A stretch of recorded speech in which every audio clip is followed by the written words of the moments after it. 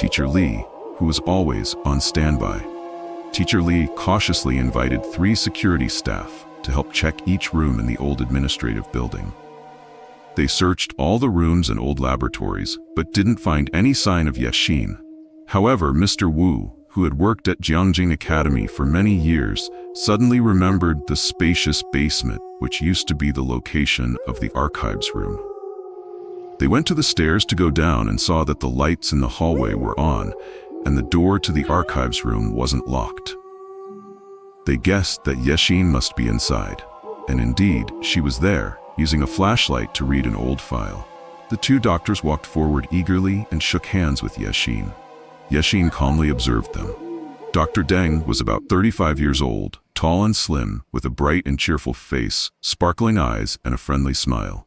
Dr. Qi, in his 50s, had an average build, slightly plump, with a receding hairline, and his emotions were not very obvious on his face.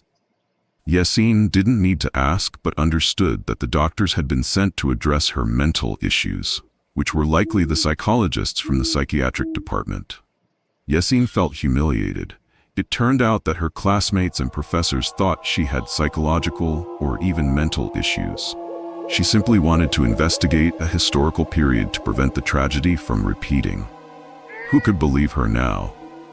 But then she thought, even I sometimes don't believe in myself, let alone others.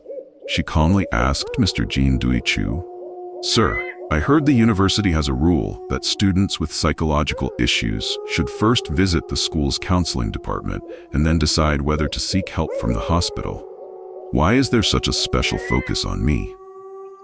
Mr. Chu was caught off guard by the question, not because he had never heard it before, but because of the calmness and clarity in Yashin's reasoning, which made it hard for him to believe this girl belonged to the early stage of schizophrenia.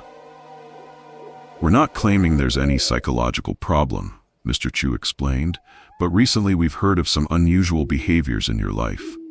As a precaution, the school wants to help you overcome any difficulties."